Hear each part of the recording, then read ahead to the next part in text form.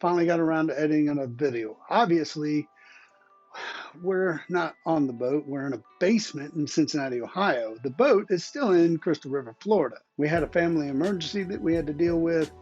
Irrelevant details, but basically it's going to keep us up here for 3 to 4 weeks. When we left off, we just finished filling all the divots in, and now it's time to paint. But before we paint, we got to do a lot more sanding. Remember, a lot of the old stuff still got to come off of that boat. The bottom was a treacherous nightmare. The sides and the top and that kind of thing were, well, just as bad. Now what we're working on now is called the top side. In other words, it's anything above the waterline on the very side of the boat. That's the top side. I'm not sure how long we actually sanded, like how many days we sanded overall, but I do know that it was way more than I ever want to do again. On the top stripe, Becky was using a palm sander, and I, on the rest of it, was using a grinder with about I want to say it was about a 50 or 60 grit, because I wanted to get it off fast. The stuff that we were doing down below just took it out of us, and holding those tools in the air had taken its toll. And again, we were on a time crunch. I didn't really care about the gel coat because what we were putting on the gel coat was irrelevant. We ran into something that I kind of knew we had, but then again, didn't realize it was as bad as it was. We know when we bought the boat that it had been wrecked. Now, how it got wrecked and what happened, I had heard stories about this or that from the owner, or previous owner, but to be honest with you, I really don't trust him anyway, so I don't know what happened. All I know is there was a 3-foot section on the starboard side, and then another 1.5-foot section on the starboard side further towards the bow that were repaired, and they were repaired very badly. So we had to fix one of these repairs. You guys know I like to show you my mistakes, and this was a whopper. While putting the patch on and patching that side on the starboard side in this massive, whatever it was, wreck, I ran out of resin. So I had to go find some resin so I could finish up the patch. We went down to another boat. I grabbed some resin from him.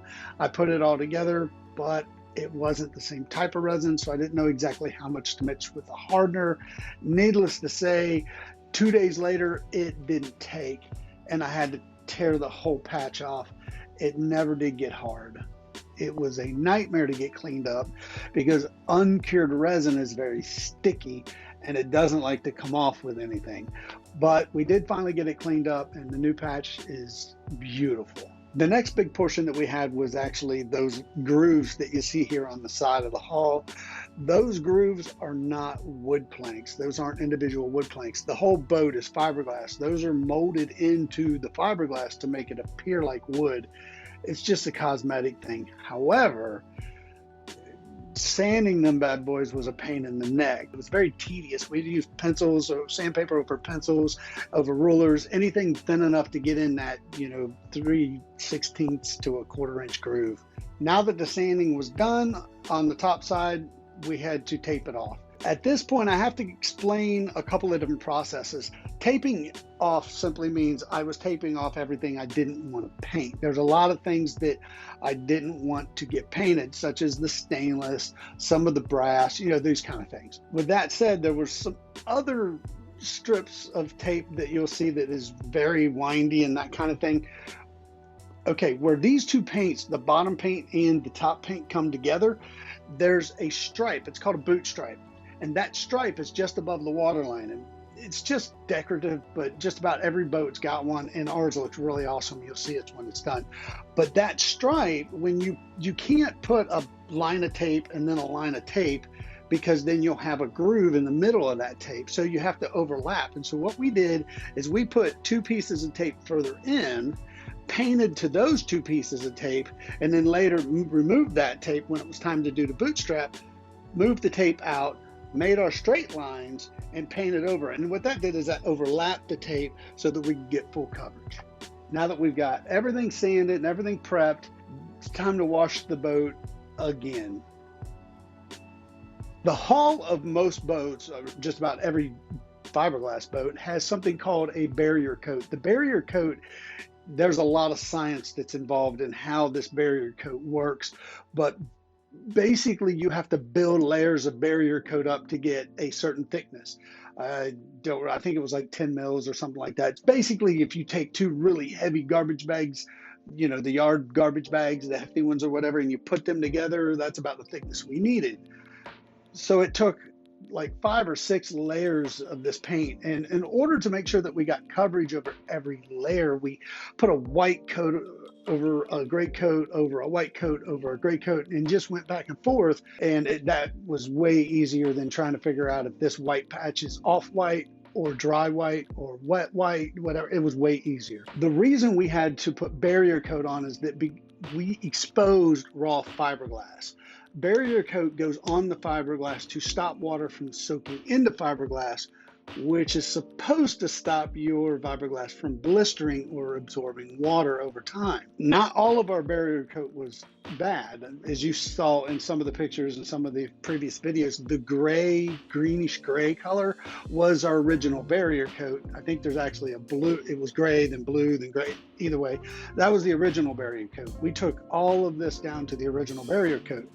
Where the fiberglass was, we paid extra attention to cover that really well and went a little thicker in those areas.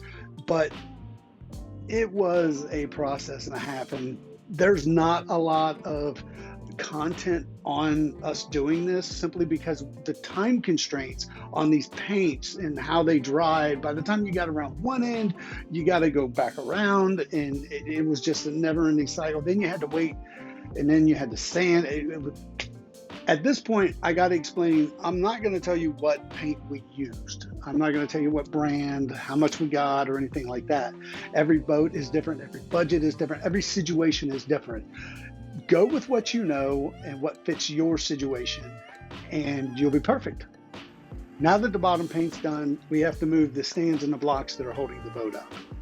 And basically all you do is you tell the yard guys, hey, we need to move it. They come over, they pick it up with a hoist and put you in the slings, and they move whatever you need to be moved, and they put it back in a very nice fashion so that you can continue working. At this point, I am going to brag a little bit about the yard that we were at. We were at Charlotte Harbor Boat Storage. They basically have 2 yards. They have J&R Boat Storage, and then they have Charlotte Harbor Boat Storage. J&R is a little bit cheaper, but they gotta take your boat on a 18-wheeler kind of thing, and they take it over there and truck and trailer it over about a mile away. We were in the main yard there on the canal system, and the guys that were there were fantastic. I mean, they were great. We had a great response time with them. Everything that we asked, they did without question. If we needed anything, it was there before we even knew we needed it. They were fantastic.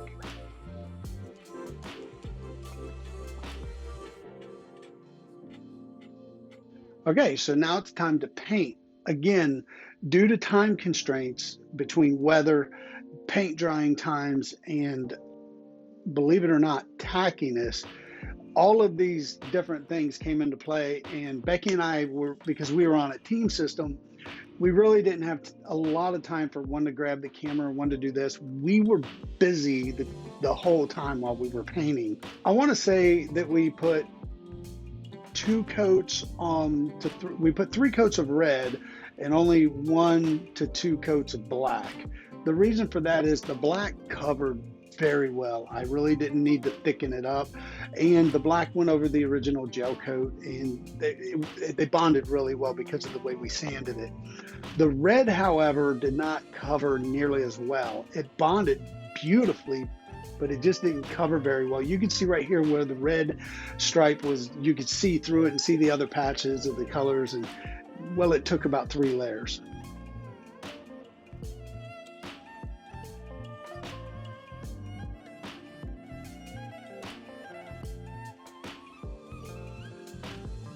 There's the finished bootstrap. You can see how nice and straight it is and how overlapping it is. And if you looked up really close to it, there's no gap between them because of the overage coverage. If I could word, it covered really well.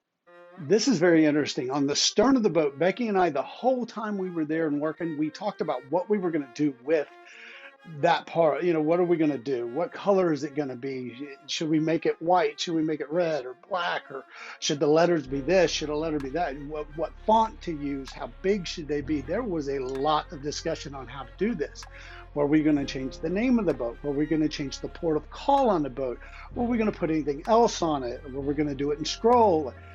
Was I going to put a scroll up because I have a scroll that goes on the back of that? Overall, we decided to keep the boat name.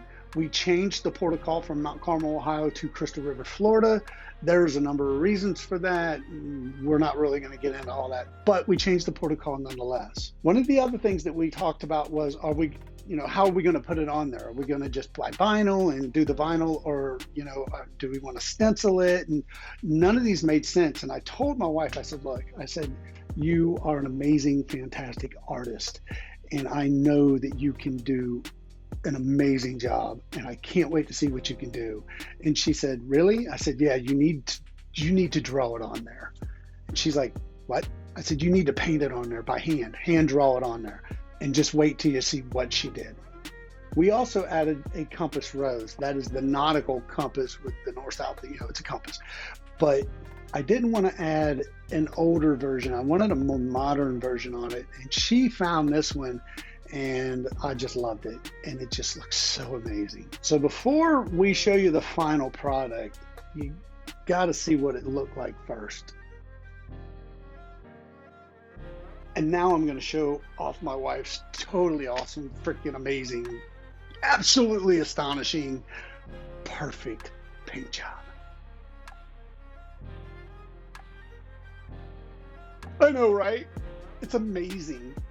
I was so happy. I want to take a minute to brag a little bit more about these workers in the yard.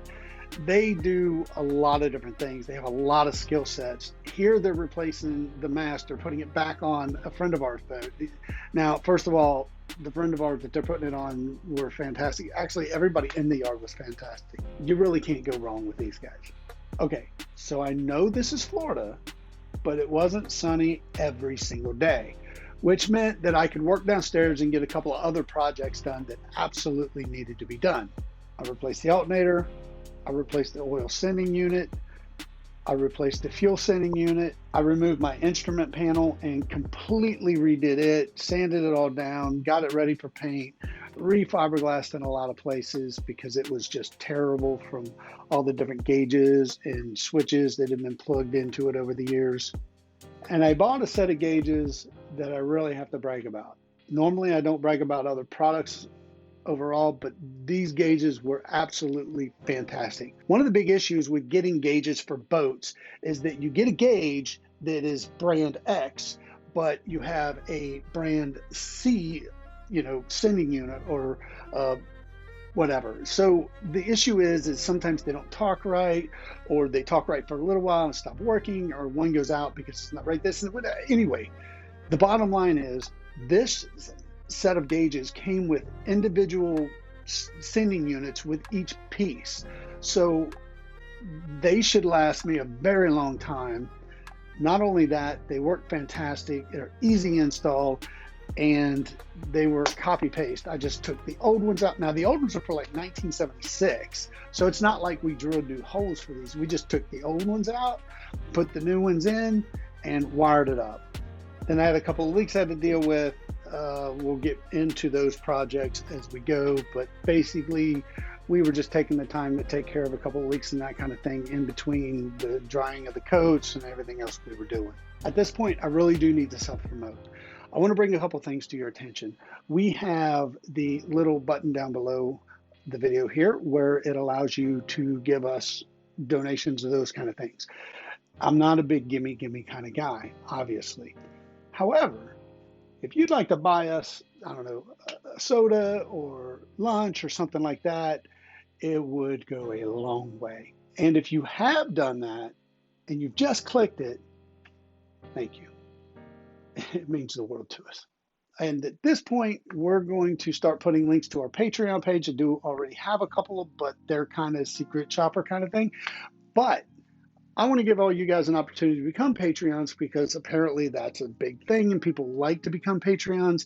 And if I'm denying you that opportunity, then I'm sorry. We will fix that as soon as we can. But there's a lot of things on Patreon. Like one of the things that we're sharing right now is the entire list of everything that we did day by day. Another thing that we're sharing is a slideshow of the entire time we were at the yard, those kind of things. We're going to have a whole bunch of content coming up and a lot of behind the scenes stuff simply because of the way we do videos. So the Patreons will get a lot of really cool stuff. Okay, here's the big reveal. Now, this is what the boat looked like when we went to the yard.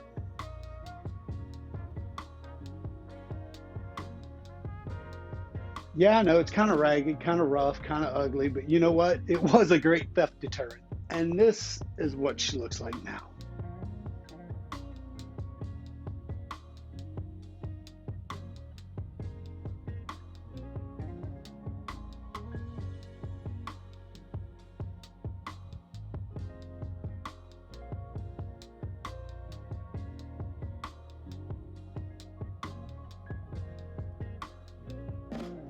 It's splash day.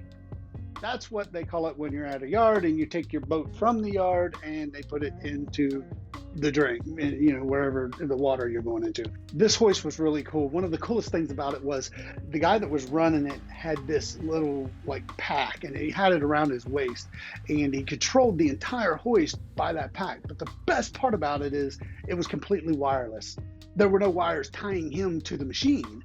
So he could flip that thing around on his back and continue to work and not just stand up on the corner and not do anything while everybody else is doing stuff.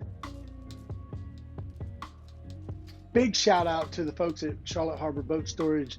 Thank you so much. You guys were magnificent. I couldn't have asked for a better crew, and we needed it with all the work that we had to do. Thank you.